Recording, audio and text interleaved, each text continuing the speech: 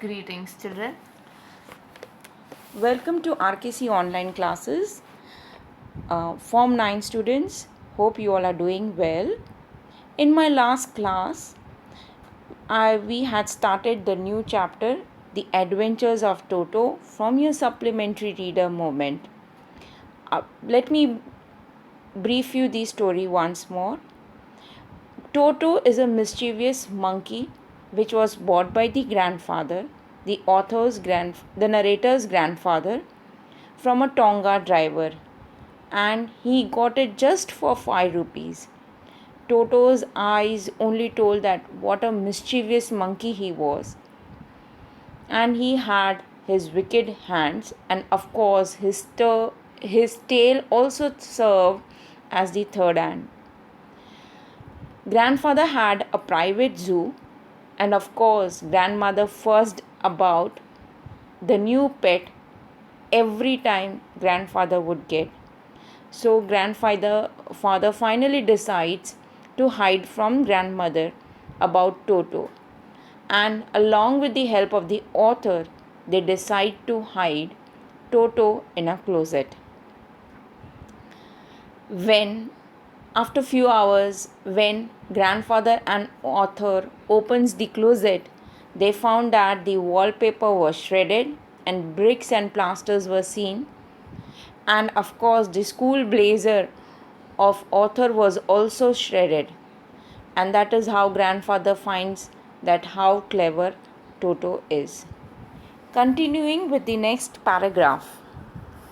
His presence in the house still a secret. Toto was now transferred to a big cage in the servants' quarter where a number of grandfather's pets lived very sociably together. A tortoise, a pair of rabbits, a tame squirrel, and for a while my pet goat. Of course, after seeing what condition did Toto do in the closet, grandfather finally decides him to transfer to a big cage that was in the servants' quarter, where he had his own private small zoo, and all the animals sociably means very happily, unitedly were living together. The pet animals were tortoise, a pair of rabbits, a tame squirrel, and for a while the author had got his pet that was goat. But the monkey wouldn't allow any of his companions to sleep at night. So grandfather, who had to leave Dehradun next day to collect his pension in Saharanpur, decided to take him alone. Yes, but there also mischievous Toto was not living peacefully with any of them.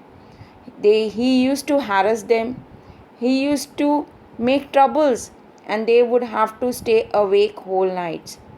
So grandfather felt that he had to leave for Dehradun next day to collect his pension in Saharanpur. So he decides to take Toto along with him because he knew that it would be really difficult for Toto to spend whole day in his house without grandmother noticing it. So finally grandfather takes him along with him. Unfortunately, I could not accompany grandfather on that trip. Of course, the author could not go on that trip, but he told me about it afterwards. A big black canvas kit bag was provided for Toto. Yes, grandfather had to hide the mischievous monkey in a canvas bag and put it in his pocket. Kept it in his pocket. This was some straw. This with some straw at the bottom became his new abode. Yes, they had put some straws in that black canvas kit, and that was his new place for the day. When the bag was closed, there was no escape. Of course, the canvas bag was tied from the top so that Toto could not escape from the bag. Toto could not get his hands through the opening, and the canvas was too strong for him to bite his way through. Of course, grandfather had tied the opening so tightly that Toto could not remove his hands from the opening, nor could he shred the canvas because the canvas was quite tough. So he finds it very difficult to escape. His efforts to get out only had the effect of making the bag roll about on the floor or occasionally jump into the air. An exhibition that attracted a curious crowd of onlookers on the Dehradun railway platform. Of course, it would be funny because Toto could not escape from the canvas bag. So every time he would make attempt, the canvas bag would be jumping or rolling on the platform. So all the people on the platform, they had a very exciting scene on the platform. It was like an exhibition because everybody was curious to know that what was there in the canvas bag, which was jumping by itself, rolling by itself. Toto remained in the bag as far as Saharanpur, but while grandfather was producing his ticket at the railway turnstile, Toto suddenly poked his head out of the bag and gave the ticket collector a wide grin. Of course, somehow grandfather managed the whole journey in the train, but when he got down at Saharanpur, immediately at turnstile means at the exit gate, when grandfather had to produce the ticket collector his ticket, somehow Toto poked his head out of the bag and gave the ticket collector a wide grin, means showed his teeth in such a manner that the ticket collector was shocked. He was literally seeing at the monkey and then at the grandfather. The poor man was taken aback.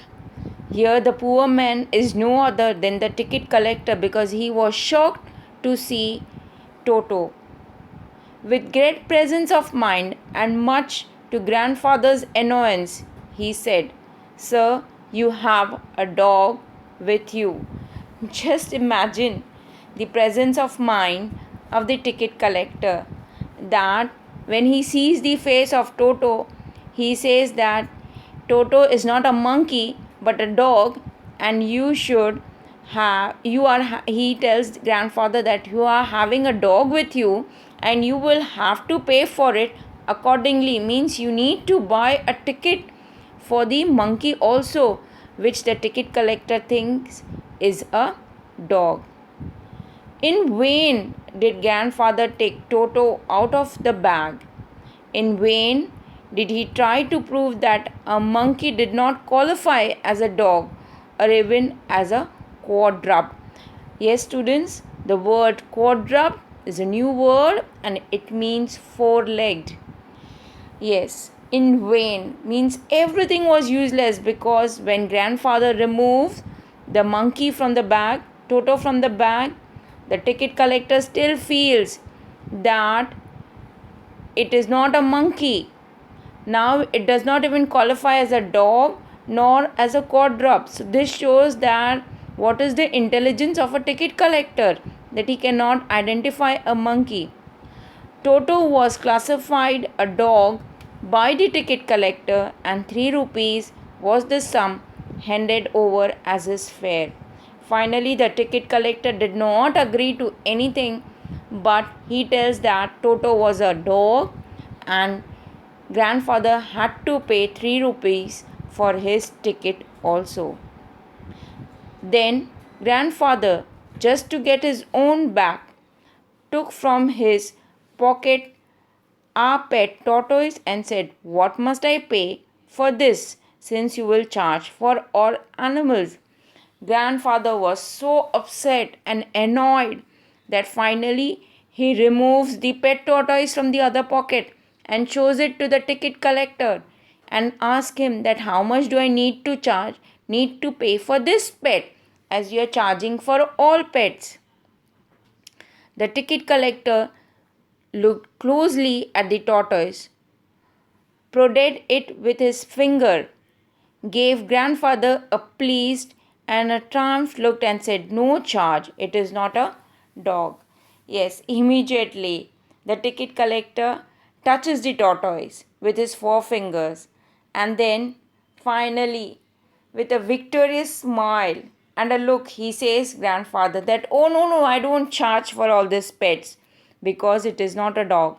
The only charge which I am going to do is for a dog, and that I have already done you for your Toto." Thank you, students. That was enough for today, and we will continue we will continue in your next class. I would request you all to read the chapter up till page number 8 so that you do not miss the story in the next part. Please stay home and stay safe. Take care, students. Thank you.